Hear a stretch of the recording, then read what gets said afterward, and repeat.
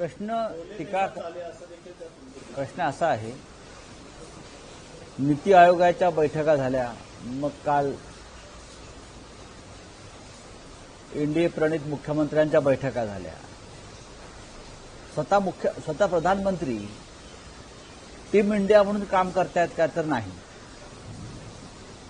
ते भारताला विश्वासात घेतायत का? अजिबात नाही. जे भाजप शासित राज्य आहेत त्यांच्या मुख्यमंत्र्यांना विश्वासात घेतायत का? त्यांच्या पलीकडचे जे राज्य आहेत, भाजप शासित राज्य नाहीत, त्यांच्या मुख्यमंत्र्यांना ते विश्वासात घेतायत का? अजिबात नाही. प्रमुख विरोधी पक्ष नेत्यांना विश्वासात घेतायत का? अजिबात नाही. त्यांनी पेहलगाव हल्ल्याचं सरळ सरळ राजकारण सुरू केलेलं आहे प्रधानमंत्र्यांनी, आणि ते राजकारण अशा बैठकात सुद्धा होत आहे. नीती आयोगाच्या बैठकीमध्ये सुद्धा ऑपरेशन सिंदूरवर चर्चा होते. लक्षात घ्या, नीती आयोगाच्या बैठकीत ऑपरेशन सिंदूरवर भाजप शासित राज्यांचे मुख्यमंत्री त्याच्यावर चर्चा करतात. हे राजकारण आहे. बिहारसारख्या राज्यामध्ये पंतप्रधानांचे लष्करी गणवेशातले फोटो आणि होर्डिंग लावले जातात भाजपकडून. याला जबाबदार कोण आहे? तुम्ही आम्हाला असं म्हणता की पेहलगाव हल्ल्याचं राजकारण कोणी करू नये, कोणी करू नये, आणि आम्ही ते मान्य करतो. आणि तुम्ही प्रधानमंत्र्यांना लष्करी गणवेशातले फोटो, होर्डिंग्स, टीव्हीवर जाहिराती अशा पद्धतीचं राजकारण करून तुम्ही ह्या आमच्या संपूर्ण युद्धाचं, शहीद झालेल्या जवानांचं आणि ज्यांचं कुंकू पसलंय त्या महिलांचं अपमान करताय. ऑपरेशन सिंदूर तुम्ही केलंय ते राष्ट्रासाठी केलंय, भाजपसाठी केलंय का? ऑपरेशन सिंदूरच्या नावानं आपण सिंदूर यात्रा काढताय. ऑपरेशन सिंदूरच्या नावानं आपण सिंदूर यात्रा काढताय. हे राजकारण नाही तर काय? मग सिंदूर यात्रा काढताय ना, मग सर्वपक्षीय नेत्यांना आणि त्यांच्या कार्यकर्त्यांना एकत्र घेऊन यात्रा काढा. हा देशाचा विषय, हा भाजपचा विषय म्हणून तुम्ही काय हे सगळं उपद्व्याप सुरू केले? हे अत्यंत घृणास्पद आहे. एकतर 26 महिलांचं ज्याने कुंकू पुसलंय, सिंदूर पुसलंय, ते 6 अतिरेकी गायब झाले. तुम्ही त्यांचा शोध लावू शकला नाही. पाकिस्तानला धडा शिकवलेला नाही योग्य पद्धतीने. प्रेसिडेंट ट्रम्पच्या दबावाखाली तुम्ही पाकिस्तान बरोबरचं युद्ध थांबवलेलं आहे, आणि आता राजकीय फायद्यासाठी ऑपरेशन सिंदूरच्या यात्रा काढताय भारतीय जनता पक्ष. राऊतसाहेब, काल एनडीएची बैठक झाली, नीती आयोगाची बैठक झाली. या बैठकीला सगळ्या राज्याचे, एनडीए शासित राज्यांचे मुख्यमंत्री, उपमुख्यमंत्री उपस्थित होते. त्यात पंतप्रधानांनी हे क्लिअर केलं आहे की या पुढचा जो काही एनडीएचा अजेंडा असेल तो 3 गोष्टींवर असेल. ऑपरेशन सिंदूर यात्रेचा देशांतर्गतही एकूण परिचय करून देणं किंवा माहिती देणं, म्हणजेच राजकारण. भारतीय जनगणना जी जाहीर केलेली आहे तो एक मुद्दा असेल. आणि तिसरं, भारत हा जगातली 4थी पॉवरफुल इकॉनॉमी आहे हे आता अहवालात बघा. हा प्रोपगंडा आहे, हा अपप्रचार आहे. ऑपरेशन सिंदूर हा जर अजेंडा असेल, याचा अर्थ पुलवामामध्ये जो संशय आम्हाला येतो आहे, तेही आरोपी सापडले नाहीत, ते गुन्हेगार सापडले नाहीत, त्याचं राजकारण केलं. आणि आता पहलगावमध्ये सुद्धा जे घडलंय, आम्हाला त्याच्या मागे काही राजकारण किंवा कारस्थान आहे का असा संशय लोकांना येईल. तुम्ही ऑपरेशन सिंदूर हा अजेंड्यावर घेताय राजकारणाच्या, याचा अर्थ तुम्ही राजकारणासाठी सगळं घडवताय का? हा स्पष्ट एक संकेत प्रधानमंत्र्यांच्या कृतीतून दिसतोय. हे देशासाठी योग्य नाही. मुळात प्रेसिडेंट ट्रम्पचा हस्तक्षेप या देशातला जो वाढलेला आहे सातत्यानं, त्याच्यावर प्रधानमंत्री बोलत नाही. ऑपरेशन सिंदूर हे सैनिकांचं, भारतीय सैनिकांचं ऑपरेशन, तुम्ही त्याचं श्रेय घेताय आणि भारतीय सैन्याचं मनोबल खच्ची करताय. अशा प्रकारचं काम देशातल्या कोणत्याही पंतप्रधानांना आतापर्यंत केलं नव्हतं. हे लक्षात घेतलं पाहिजे. तुम्ही एनडीए शासित मुख्यमंत्र्यांना बोलवून ऑपरेशन सिंदूरवरती प्रचार करा सांगताय. तुमचा संबंध काय? या देशाला 3 सेना दल आहेत. त्या 3 सेना दलाचे प्रमुख देशाचे राष्ट्रपती आहेत. त्यांच्याशी चर्चा केली का? 3 सेना दलाच्या प्रमुखांची याला मान्यता आहे का? तुम्ही 3ही सेना दलांना या युद्धातून मागे खेचलेलं आहे. हा देश युद्ध जिंकत असताना तुम्ही गुडघे टेकायला लावलेले आहात. हे दुर्दैव आहे. राऊतसाहेब, एका बाजूला पंतप्रधान बैठकीत असं म्हणतात की नेत्यांनी वाचाळ विधानं थांबवा. स्वतः करतायत. दुसऱ्या बाजूला भाजपचे खासदारच असं म्हणतात की तिथे महिलांनी अतिरेक्यांना प्रतिकार का नाही केला. तुमच्या महिलांना पाठवा घरातल्या. तुमच्या घरातल्या महिलांना पाठवा ना. त्या किती प्रतिकार करतात पाहूया. तुमच्या घरामध्ये जर उद्या असे कोणी घुसले तर तुमच्या महिला प्रतिकार करणार आहेत की त्यांच्यापुढे आपल्या सिंदूर किंवा कुंकवाचा पदर पसरणार आहेत. याचा खुलासा करा. तुम्ही आमच्या 26 महिलांच्या कुंकवाचा अपमान करताय. त्यांनी काय करायला पाहिजे? मुळात जे हे बोलतायत त्यांनी गृहमंत्री अमित शहांचा राजीनामा मागायला पाहिजे होता. ही वेळ आमच्या महिलांवरती कुंकू पुसण्याची जी आलेली आहे ती अमित शहांच्या अपयशामुळे आलेली आहे. देशांतर्गत सुरक्षा हा देशाचे गृहमंत्री अमित शहा यांचा प्रश्न आहे. त्यांच्यामुळे आमच्या 26 महिला विधवा झाल्या. त्यांचं कुंकू पुसलं गेलं आणि तुम्ही महिलांना दोष देताय. हा निर्लज्जपणाचा सर्वोच्च टोक आहे. ते स्वतःविषयी बोलतायत. ते स्वतःविषयी बोलतायत. ज्या पद्धतीनं त्याने ऑपरेशन सिंदूरचं आणि लष्करी कारवाईचं राजकारण सुरू केलेलं आहे आणि आपल्या पक्षाच्या लोकांना ते ऑपरेशन सिंदूरचा प्रोपगंडा करायला सांगतायत. हा, त्यांनी स्वतःपासून याची सुरुवात केली पाहिजे. महायुतीचा घटकपक्ष असलेल्या आरपीआयचे रामदास आठवले माझ्याशी महाराष्ट्रात महिला सुरक्षित नाही. ठीक आहे, त्यांना फार गांभीर्याने घेऊ नका. मग राजीनामा द्या. राऊतसाहेब, जी विविध देशात शिष्टमंडळं पाठवलेली आहेत, अनेक देशांमध्ये या शिष्टमंडळांनी आपल्या ऑपरेशन सिंदूरची माहिती पटलावर ठेवलेली आहे. मग ठेवू द्या ना. त्यांना त्यासाठीच पाठवलंय. विरोधी पक्षाला परदेशात पाठवलंय आणि देशामध्ये भाजपा सिंदूर यात्रा काढताय.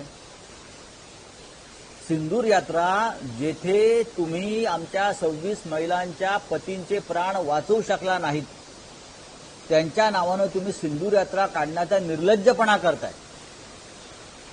हे लक्षात घ्या. इतका निर्लज्ज पक्ष या देशाच्या राजकारणात नाही, जगाच्या राजकारणात झाला नाही. सिंदूर पुसलं गेलं ह्याचं त्यांना काही नाही. सिंदूरचं राजकारण त्यांना करायचं.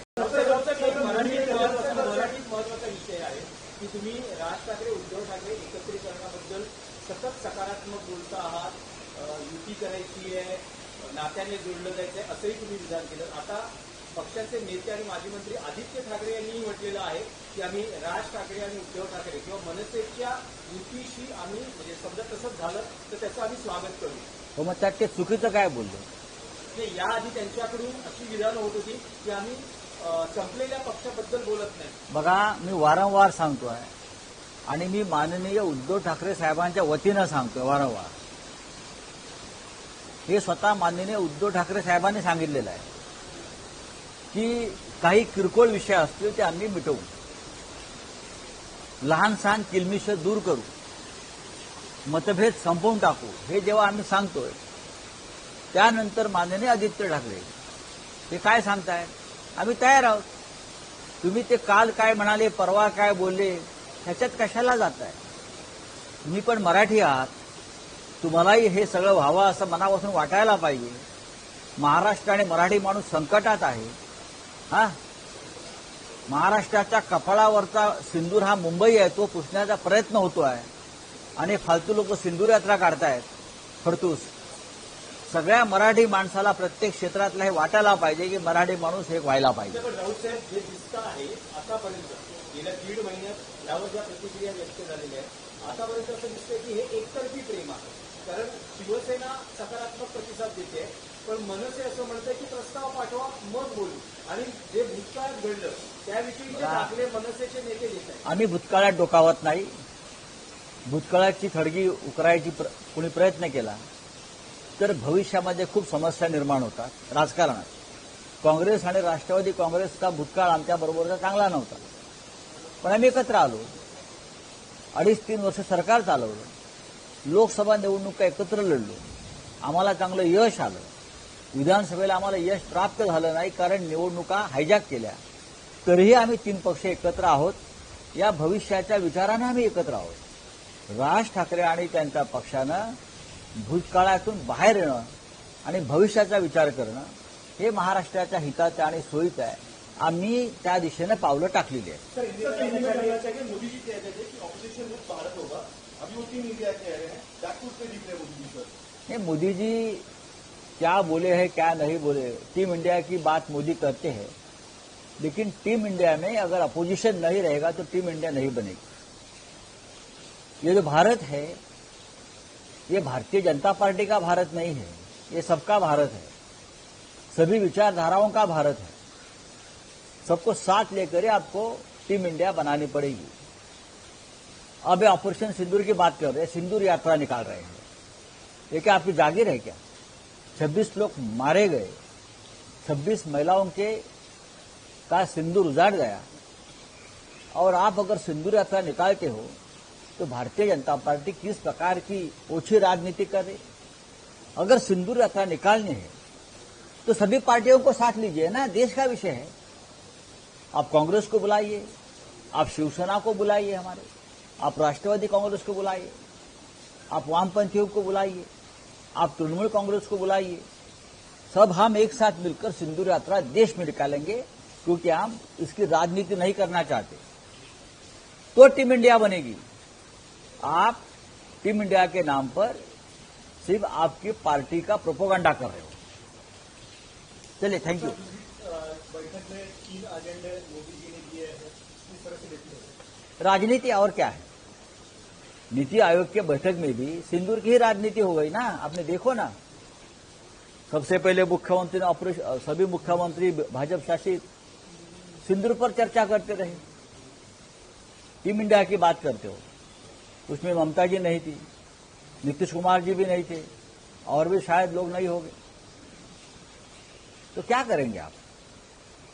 बयान समझ के देने का ऐसा चला, बयान समझ के देने का प्रयत्न जो है वो समझ के देने का ऐसा वाणी पे नियंत्रण रखिए. देखिए, उनकी जो पार्टी के नेता है उनको प्रशिक्षण की, ट्रेनिंग की जरूरत है. प्रधानमंत्री ने ये शुरुआत अपने खुद से आत्मचिंतन करके, प्रधानमंत्री ही अनाप शनाप बोल रहे हैं ना सिंदूर के बारे में.